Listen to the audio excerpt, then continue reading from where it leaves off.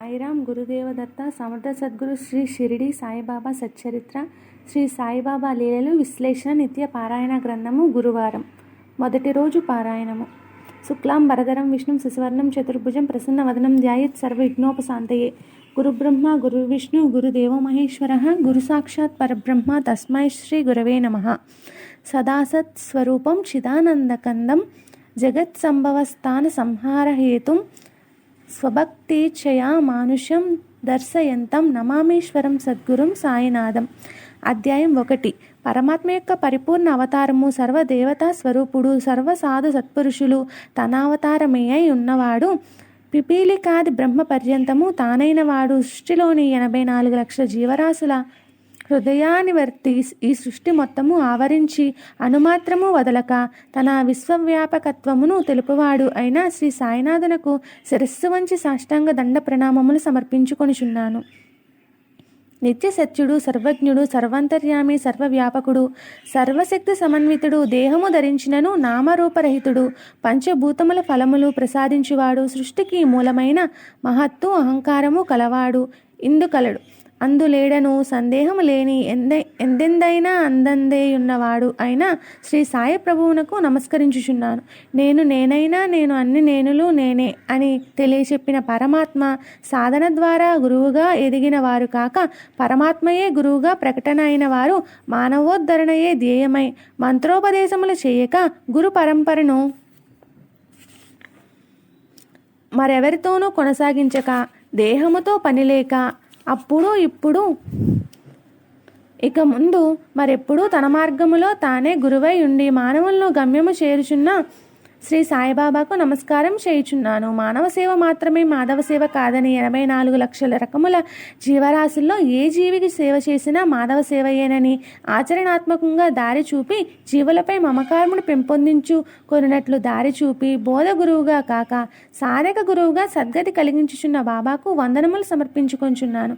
నేను అన్నది ఎవరో నాకు తెలియజెప్పి తల్లి తండ్రి గురువు దైవము తోడు నీడ సర్వము సాయియేనని జ్ఞానము కలిగించి తన దరి చేర్చుకొనుటకు మార్గమును చూపి నన్ను నడిపించుచున్న సమర్థ సద్గురు శ్రీ సాయిబాబాను త్రికరణ శుద్ధిగా ఆశ్రయించి సర్వస్వ శరణాగతుడనై వారి పాదములను ఆశ్రయించు నన్ను ఆ దేవాది దేవుడైన సాయి గురుదేవులు నన్ను అనుగ్రహించి ఆశీర్వదించ వేడుచు హృదయపూర్వక ప్రణామములను సమర్పించుకొంచున్నాను.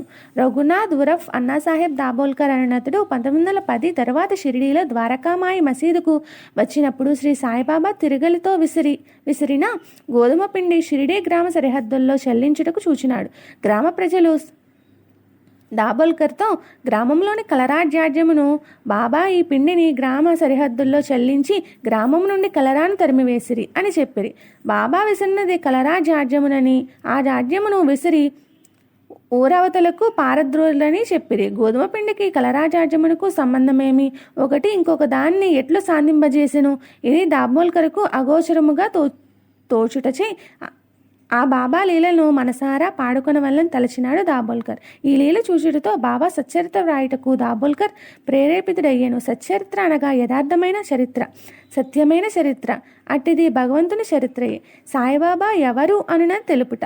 శ్రీ సాయిబాబా పుట్టుక గాని తల్లిదండ్రులు గాని కులమతములు గాని ఏ ప్రాంతము వాడని గాని తెలియనందున బాబా దేహముతో ఉన్న కాలమున ఎప్పుడూ ఇది మిద్దముగా వాటిని చెప్పియుండనందున బాబా దేహముతో ఉన్న ఆ సమయంలో మరెవ్వరూ వచ్చి బాబాను తామెరిగినట్లు పై వివరములేమియో చెప్పియుండనందున శ్రీ సాయిబాబా అయోని సంభవుడని హేమట్ పంత్ వ్రాయుట బాబాని అవతార పురుషుడిగా సాయి భక్తులు తలుచుట జరిగినది. అట్టిది బాబా చరిత్ర అగుటతో వారికి వివాహము లేక అనగా భార్య పిల్లలు సంసారమే లేనందున తానొక్కనిగా తనకు కట్టు పట్టు పీతాంబరము శయనింప పరుపులతో కూడిన శయ్యలు నివసించి సుందర భవనములు నాశించక మృష్టాన్న భోజనమును కోరక చిరిగిన కఫ్ని ధరించి చింకి చాపపై పరుండి పాడుబడిన మసీదే నివాసము కాగా భిక్షాన్నమే తమ భోజనమై జీవించిన శ్రీ సాయిబాబాకు జీవిత చరిత్ర ఏమి ఉండును? పరమాత్మ తత్వము తప్ప అదే సచ్చరిత్ర. మొదటగా 1854లో షిరిడీలో ఊరికి ఉత్తరముగా ఉన్న ఒక వేప చెట్టు కింద కూర్చుని బాలుడుగా షిరిడీ వాసులకు కనిపించుటతో వారు ఆ బాలుని వయస్సు 16 సంవత్సరములు ఉండునని తలచుటచి దాని ఆధారముగా అప్పటి నుండి వారి వయస్సు 1918లో వారు దేహం చాలించినప్పటికీ 80 సంవత్సరములని నిర్ణయించబడినది. అప్పటికి ఏ పేరు లేక 1858లో యువకునిగా రెండవసారి షిరిడీ గడ్డపై కాలినప్పుడు భక్త మహల్సాపతి ఆవో సాయి అని ఆహ్వానించిరి. అలా మహల్సాపతి సాయి అని సంబోధించిన రెండక్షరములను వారు మనలా శరీరధారులుగా ప్రకటనగుట వలన వారిని గుర్తించుటకు ఆ రెండక్షరములైన సాయి అనే వాటిని వారి నామముగా భక్తులు పిలుచుచు క్రమముగా సాయిబాబా గాను షిరిడీలో స్థిర నివాసులైనందున షిరిడీ సాయిబాబా గాను పిలుచుట జరిగినది. ఆ సాయి అనే నామమే సాయి భక్తులకు తారక మంత్రమైనది. సాయి సాయి అని నీవు నిరంతరము జపించిన భవసాగరము సప్త సముద్రములను దాటింతురని, కోరికలన్నీ నెరవేర్చెదరని, పాపములను తొలగిపోవునని, అన్ని దిశలా కాపాడుదునని సాయి చెప్పినట్టు సాయి అనే నామము సర్వజనీనమైన మహామంత్రమైనది. భక్తులకు వారి గురునామమే తరించు మంత్రములతో చెవిలో ఉపదేశం పొందనవసరము లేని మన గురువైన ఈ సాయి అనే నామము భక్తి శ్రద్ధలతో నిరంతరము తైలధార వలె స్మరించుచు జపించుచు వారు ఇహపర సుఖములను బడయుచు అంత్యమున సాయుధ్యమును చేరుచున్నారు. సంసారము లేని సాయి శిష్య పరంపరను ఏర్పాటు చేసుకొనకపోవుటతో పరమాత్మ అయిన తాను ఎలా ప్రకటన అయ్యారో అట్లే పౌబంధములంపటలో తగులుకొనకే శిష్య పరంపరతో గురు పరంపర ఏర్పడును. కనుక అదియు బంధములకు కారణమే. మానవోద్ధరణకు శరీరధారిగా భక్తులకు లీలలను ఆచరణాత్మకంగా చూపి బోధల ద్వారా తెలిపి చివరకు తన ప్రకటనకు ఉపాధి అయిన దేహమును త్యజించి సర్వగతుడై తన అవతార కార్యమునకు తానే కొనసాగించుచున్నారు. కనుక శ్రీ సాయిబాబాది పరమాత్మతత్వమే కానీ జీవిత చరిత్ర కాదని వారు భక్తులకు చూపిన లీలలు మహిమలు సృష్టికి మూలమైన పంచభూతములతో కూడిన వగుటతో అవి యథార్థమైనవి అగుటతో అది సాయి సచ్చరిత్ర అనగా యథార్థమైన నిత్యమైన సత్యసంధతతో కూడిన లీలతో నిండిన చరిత్ర అయినది. సర్వము పూసగుచ్చినట్లు భక్తుల హృదయముల ద్రవించినట్లు వ్రాయబడినదగుటచి సచ్చరిత్ర నామముతో సంపూర్ణత చేకూరినది. బాబావారి అనుమతితో సాయి సచ్చరిత్ర గ్రంథం వెలువడిట. బాబా చరిత్ర వ్రాయటకు దాబోల్కర్ సంకల్పించినాడు. బాబా అనుమతిని శ్యామ ద్వారా అడిగించినాడు. బాబా ఈ అన్నా సాహెబ్ మీ జీవిత చరిత్రను వ్రాయతలచినాడు. నేను భిక్షతి జీవించు ఫకీరునగుడితో నా జీవిత చరిత్ర రాయనవసరం లేదు అని అనవద్దు. మీరు వ్రాయటకు సమ్మతించి సహాయం చేసినా అతను వ్రాయగలడు. మీ కృపయే దాన్ని వ్రాయించగలదు. మీ యొక్క అనుమతి ఆశీర్వాదము లేనిదే ఏదియూ జయప్రదము చేయలేము అని శ్యామ బాబాను వారి చరిత్రను వ్రాయటకు హేమట్ పంత్కు అనుమతి ఇవ్వమని కోరినాడు. శ్యామ మాటలు వినగానే దాబోల్కర్ బాబా ఊది ప్రసాదమును పెట్టి ఆశీర్వదించిరి. ఇది తన చరిత్ర హేమట్ పంత్ వ్రాయటకు అనుమతి ఇచ్చుటకు సంకేతం. అప్పుడు బాబా శ్యామతో ఇట్లు చెప్పిరి, కథలను అనుభవములను ప్రోగు చేయి మనము అక్కడక్కడ కొన్ని ముఖ్య విషయములను టూకీగా వ్రాయమనము. నేను సహాయం చేసేదను వ్రాయటకు. దాబోల్కర్ నిమిత్త మాత్రుడే. నా జీవిత చరిత్ర నేనే వ్రాసి నా భక్తుల కోరికలు నెరవేర్చేదను. దాబోల్కర్ తన అహంకారమును విడవవలెను, దాన్ని నా పాదములపైన పెట్టవలెను. వాని అహంకారం పూర్తిగా పడిపోయిన పిమ్మట అది మచ్చునకు కూడా లేకుండానప్పుడు నేను వాని మనస్సులో ప్రవేశించి నా చరిత్రను నేనే వ్రాసుకుందును. నీవు తోచిన దాన్నే నీవు నిర్ధారణ చేయకుము.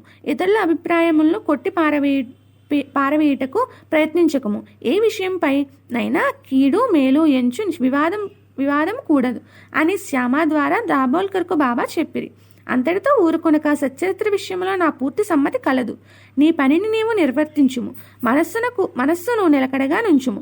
నా మనస్సు యందు విశ్వాసం ఉంచుము అని బాబా శ్రీ సాయి సచ్చరిత్రను వ్రాయటకు తమ పూర్తి అనుమతిని ఆశీస్సులను ధైర్యమును దాబోల్కర్కు ఇచ్చిరి. దాబోల్కర్ తన అహంకారమును బాబా పాదములపై పెట్టి శరణనుటతో తన మార్గం అనగా సచ్చరిత్ర వ్రాయట సుగమమైనదని చెప్పాను.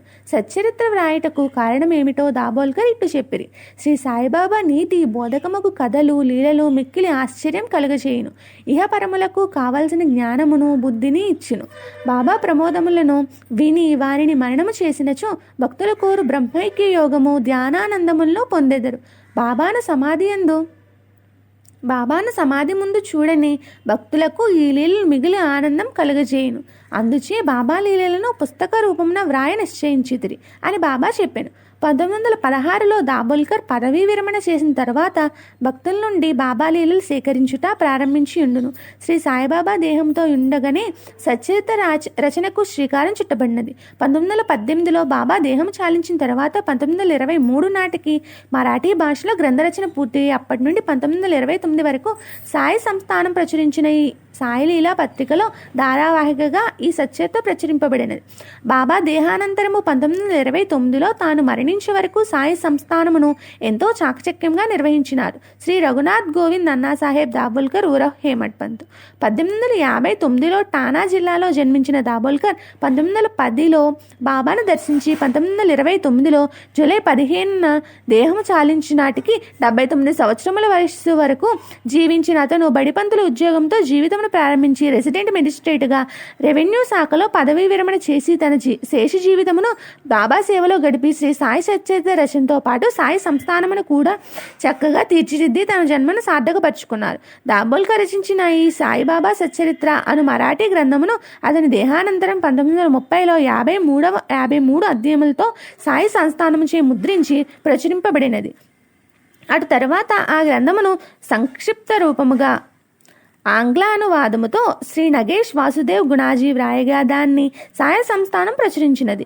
గుణాజీ వ్రాసిన ఆంగ్లానువాద సచ్చరిత్రను తెలుగున శ్రీ పత్ని నారాయణరావు గారు 51 అధ్యాయములుగా వ్రాయగా సాయి సంస్థానం వారు ముద్రింపజేసి 1953లో మే 19న ప్రథమ ముద్రణను ప్రచురించి ఆవిష్కరించిరి. అట్టి దాబోల్కర్ రచించిన మరాఠీ సచ్చరిత్ర ఓవి నుండి ఓవిలో వ్రాసిన దాన్ని ఉన్నది ఉన్నట్లుగా తెలుగులోనికి మిస్ ఎం మణికిషన్ బాగ్ హైదరాబాద్ వారు 53 అధ్యాయములుగా అనువదించిరి. ఇందు సంపూర్ణ సచ్చరిత్రను దర్శించవచ్చు. దీన్ని కూడా సాయి సంస్థానం వారు ముద్రించి తెలుగున సాయి సచ్చరిత్రగా ఇప్పుడు మనకు అందించుచున్నారు.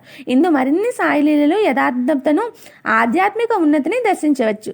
శ్రీ సాయిబాబా సచ్చరిత్ర రచయిత అన్నాసాహెబ్ దాబోల్కర్ అనగా హేమట్ పంతు నిమిత్ర మాత్రుడని అందరకు అవగతమైనది. శ్రీ సాయిబాబా ఈ సచ్చరిత్ర రచయిత అని విస్తృష్టముగా అందరికీ తెలిసి ఉన్నది. శ్రీ సాయిబాబా హేమట్ పంతు మనస్సున ఉండి వారి హేమట్ పంతు చేతిలోని కలమును నడిపినట్లు ఈ రచన జరిగిందని పరమాత్మ సమర్థ సద్గురు అయిన సాయి మాటలు అట్లే ఇది సాయియే వ్రాసుకున్నారని రచయిత హేమట్ పంతు మాటిమాటికి స్పష్టపరచుట, అదే విధముగా పాఠకులు సచ్చరిత్ర బాబా పలుకులని సంపూర్ణముగా విశ్వసించుటతో శ్రీ సచ్చరిత్ర గ్రంథములోని ప్రతి అక్షరము బాబా వ్రాతయని తేట తెల్లమైనది. శ్రీ సాయిబాబా సచ్చరిత్ర ఎక్కడ ఉంటే శ్రీ సాయిబాబా అక్కడ ఉన్నట్లే అని సచ్చరిత్ర నుండి బాబా పలుకుట భక్తుల అనుభవంలోనిది. సచ్చరిత్ర పారాయణ ఇహపర సుఖములను ప్రసాదించుచున్నది. అర్థవంతముగా పారాయణ చేయువారు విచక్షణ జ్ఞానమును మేల్కొల్పబడి వారు ఆత్మజ్ఞానము నొంది ఆత్మను దర్శించుదురు. ఓం శ్రీ సాయి గురవే నమః. మొదటి అధ్యాయము సమాప్తము.